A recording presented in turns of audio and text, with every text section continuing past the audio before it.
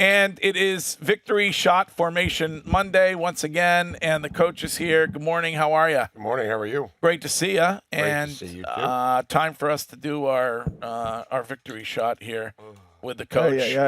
This is pure green Cayenne pepper. Cayenne pepper. Wake me Hello. up shot, coach. Congratulations. Congrats. It's 5 in a row, number 6 on the season. All right, there you go. Oh.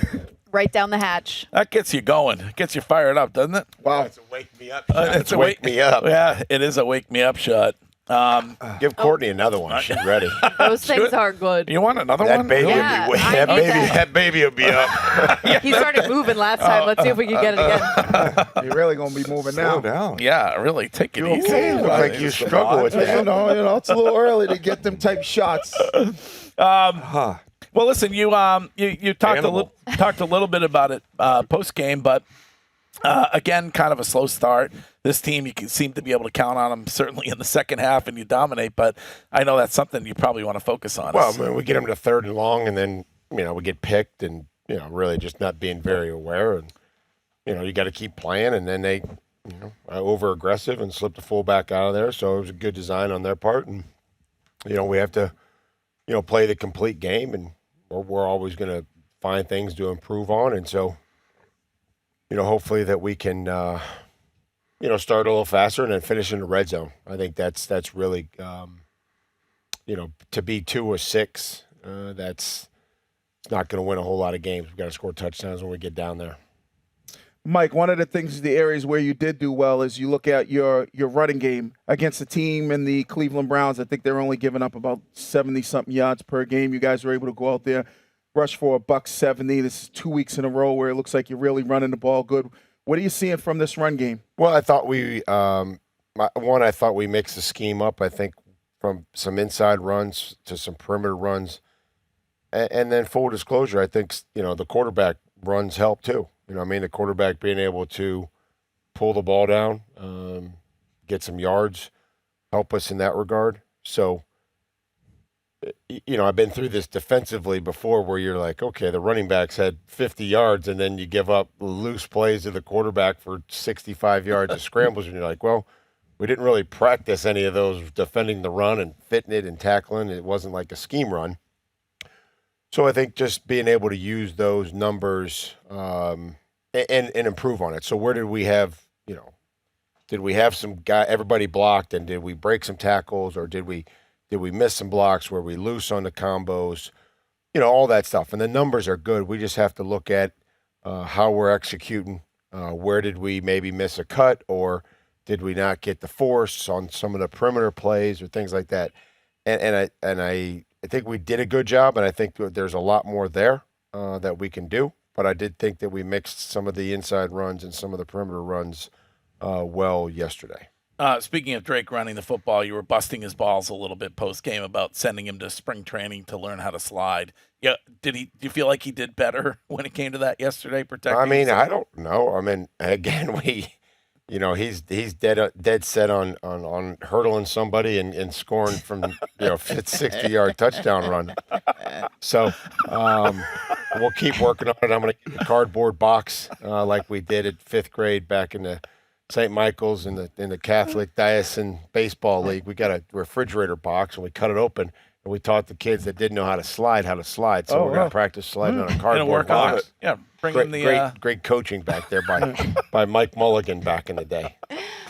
Well, that's the key thing though, is keep protecting him, right? Keeping Sure. it, yeah. Yeah. We used the cardboard box for breakdancing back in the day.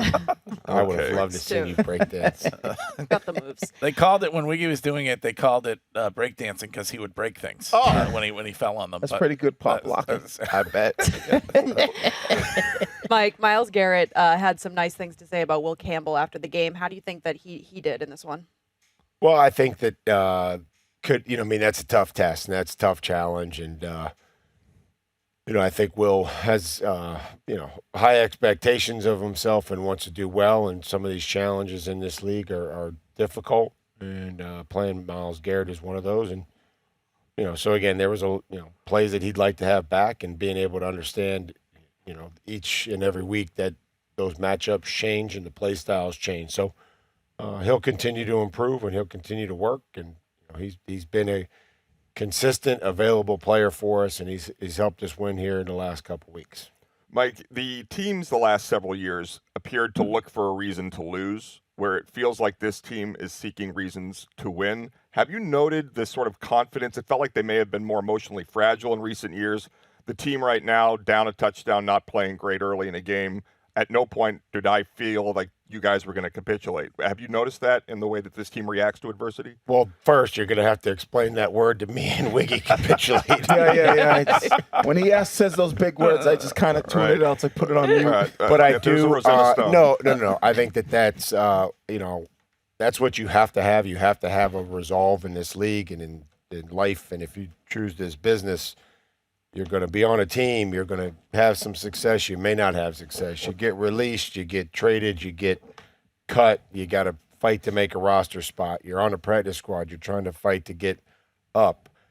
And that has to translate to our teams and the way that we approach this. And, there's the ups and downs, and just keep fighting and keep competing and make a play. And, we've gone back to this in Miami. We'll just make one play and see what happens after that. But yeah, we can't really panic and understand how long these games are, and the plays that can help define the game aren't going to be in the first or second series. Nice to get Steph Diggs his touchdown yesterday. Yeah, that was great. I mean, he's been, and again, the guys all joke about it, and he's, I think, been, wanting that, and we want that for him. But he's been a really consistent performer for us, so it's been good to be able to finally get him in the end zone.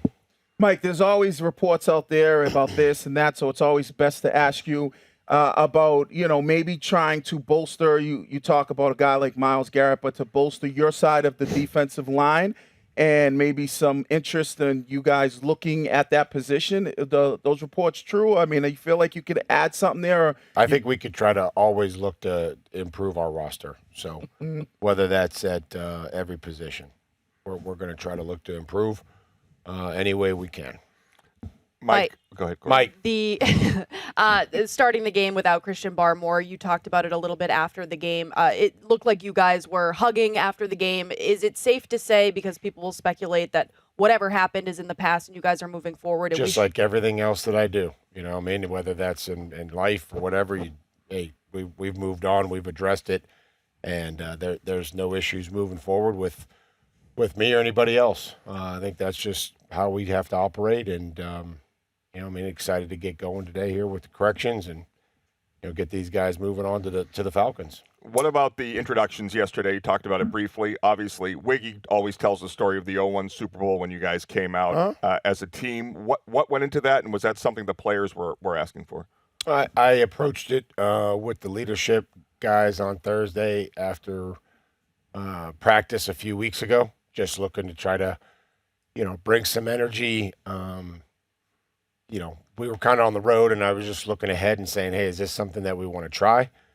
They were in favor of it, and, so we kind of try to figure it out. We'll have to continue to work on it like everything else we do, and improve it and make it as good as we can, as good of a product as we can to introduce our players, and then, get the fans excited about it. Drake said he was nervous about it because he has no swag. Would you agree with that, or that he has no swag? Yeah. I would say that it's probably swagless at times, but that's why we love him. I like that he says shoot every time he answers a question. Shoot. Mike, yesterday. I swear a lot more than he does. Yesterday was National Tight Ends Day, and you look at Austin Hooper and Hunter Henry and what they've been I thought you were going to talk about me and you. No, I was, but I mean, let's you guys, they're doing so well. Let's keep it on them. They've done a tremendous job all year long, whether it's in the run game, pass game.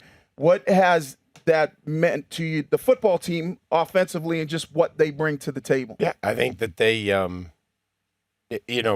you don't want to be one-dimensional, so being able to play with multiple tight ends on the field and still execute in the passing game and have our run game out of it has been good. And those guys have worked hard. They've, some of those are tough matchups there with the tight ends and the defensive ends in this league, and I think that they've done a good job.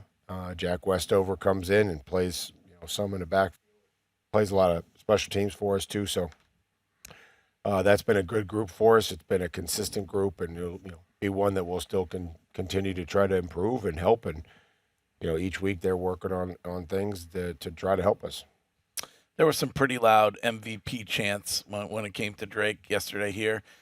He doesn't seem like somebody that you have to, keep down at a certain level. But is that important going forward? Well, we got the mid-season awards coming up here. It's about that time, so they should be throwing all those around here. We'll be lined up to accept all of those that they want to try to give us. But I think that he's a very, very important part of our success, and I'm happy that he's having personal success.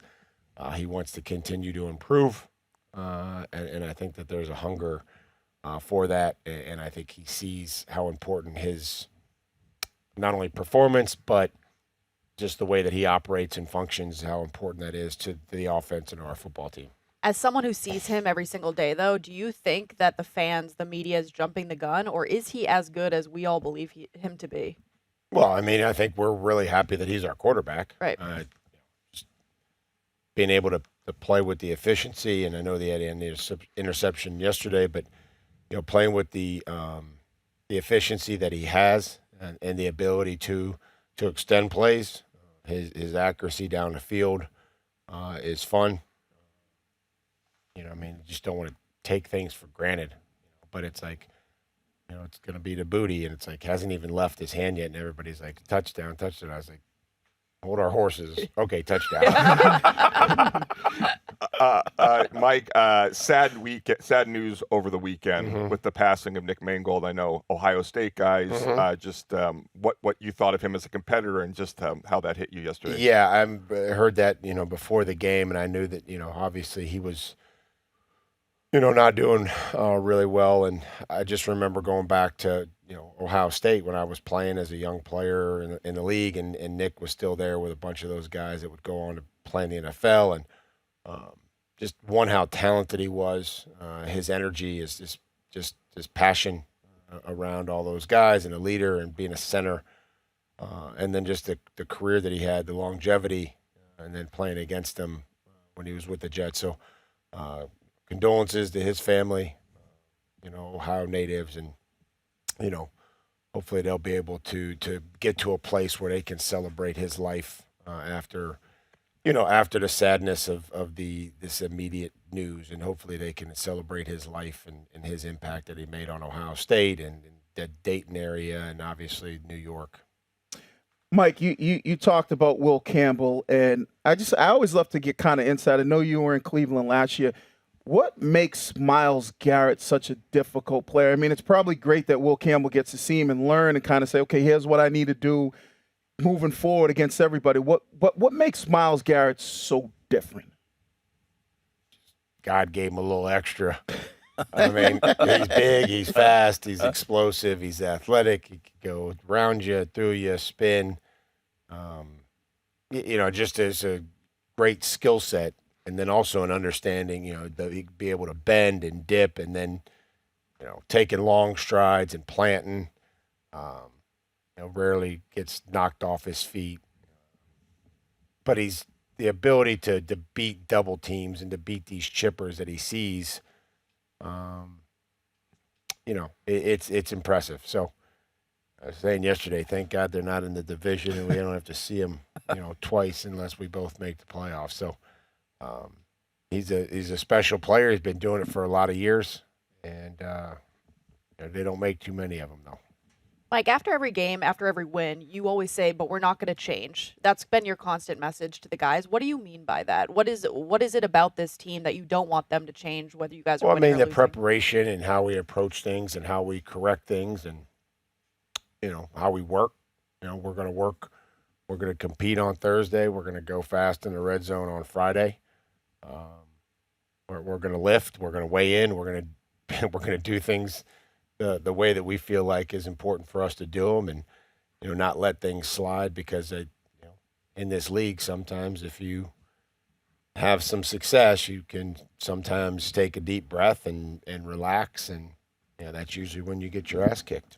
Mike, when you get preparing for the trade deadline as an organization, how much of a role will you have in saying, hey, we really need X or Y? Is this a day-to-day conversation, or is it something where you kind of tell the front office guys, let me know when there's something to make a decision on? I would say that Elliot and Ryan and myself and Stretch have conversations every day regarding the roster. That's whether that's before the trade deadline, after the trade deadline. Those conversations are ongoing. Mike, do you find because you brought up the little things, right? And, sometimes teams tend to look over the little things, or some, coaches maybe say it could just be about how the locker room looks. Like, how important is it that you make sure you're doing those little things, the weigh-ins, the lifts, but also has it been a little bit of a difficult kind of change to maybe get players to buy into some of the little things that they feel like, oh, why are we doing that? It doesn't make any sense, but the bigger picture is more about buying in? No, I don't think that that's been an issue, and I don't. I think that we want to be intentional, and I'm okay explaining things. If guys have questions, why, I'm okay explaining why and why the little things matter, because they become big things. And if you let one thing slide, it's like your kids. You tell one kid to be home by midnight, and he's not home at midnight, and you don't do anything, well, then the other one thinks, well, then I can come home whenever I want, and then it leads to something else. And I think being consistent is important. And no, but the buy-in, I don't think the buy-in's been any issue. I think that people want structure. I think people want a sense of unity, and making sure that everybody's being held accountable. And again, that hasn't been any sort of issue. But we have to, keep doing those things, and the way we prepare.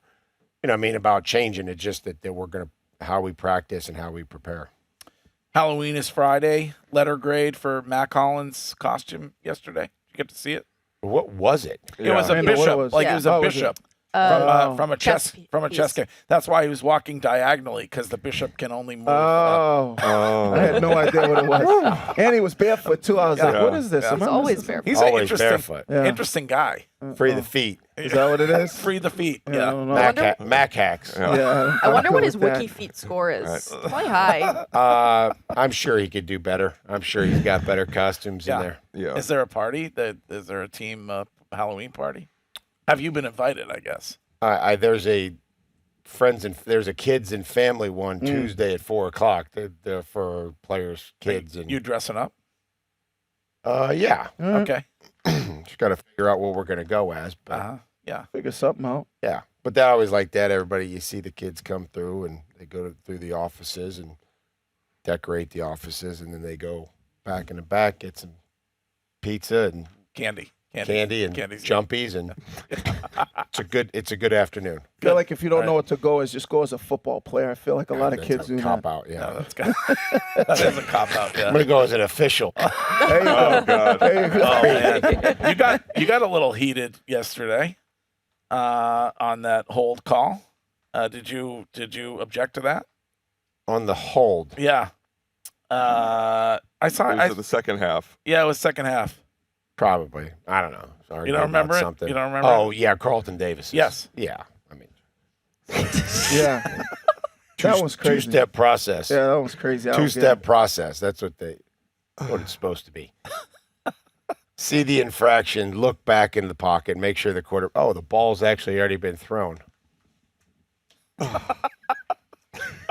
How much do they information, do they say, all right, this is what we're looking at. We're trying to do this. Because I feel like I'm not in there, so I don't know what you guys get there's no every week. conversations about those. Like that happened on the other side. This guy just happens to be sitting here. There's nothing he can do.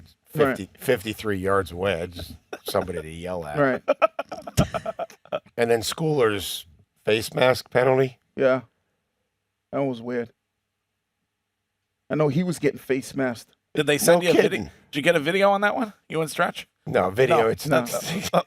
It's not even 7 in the morning. Do you and Sex? I don't think they're. Well, I mean, in league advance. officials. In advance, they figured it's a specific video on that one. Send a couple to you. No. How many videos do you and Stretch send, though? You guys must send No, them we to don't us. send them. No? No. No more? No, I mean, they send out the videos. We watch them, and it's a good communication. And again, it's those fouls are supposed to be looked at or can be looked at in replay assist. And the one thing is if they call a penalty, if there's any contact at a face mask, it stays on the foul stays. So it's like, is that really what we want? If it's not, but listen, we'll just keep playing and try to play by the rules. And the officials have a tough job. It's a fast game, and they do a nice job. And you're 6-2 here, ahead of schedule, according to many people. I had him at 10 wins. Greg didn't believe in you. I had 9. I had 9 wins. I've always believed in him. But always Shime had 6. Always believed in him. Who's that? Shime, our producer. Back to the station. Oh, he's right. Right now, yeah. Nailed it. Right. He also gives Josh McDaniels 0 credit for the development of Rick May. That's a lie. I don't say 0. I just say not as much as other people. That's all. Didn't know this guy was allowed to talk back there. This is the first time I've heard him in Mike, how's however it many going? weeks. Some people think he shouldn't be. He gets into the all-22s. Big time. He watches a lot of film. He's an all-22 guy. He's a film guy. Yeah, he's a film guy. Yeah, I watch a lot of Try to be. Yeah. I think he played high school volleyball. He's the varsity soccer coach Oh, right yeah, now. that's right. How much of what you're saying now is where you guys are? Obviously, you're not going to get anything for winning 6 games, but you have half the season ahead of you, and you are the 2 seed right now in the AFC. You have what I believe to be the MVP at quarterback. You're the coach of the year. How do you keep a level head and let them know that every year you're not going to be able to get here? You've been relatively healthy. You get to it at this point of the year. What is your messaging been, and has that shifted at all with the recent success? No, I don't think it's changed. I think it's just stayed consistent that this league, if you sleep on this league, that you're gonna have bad results. And no matter who you play, what team it is, there's going to be things that you have to do each and every week. And so every week is its own challenge. We have been relatively healthy, which has been great. But I think that if, were we not healthy, I think guys would have been ready to go in there. I think they prepare as starters each and every week.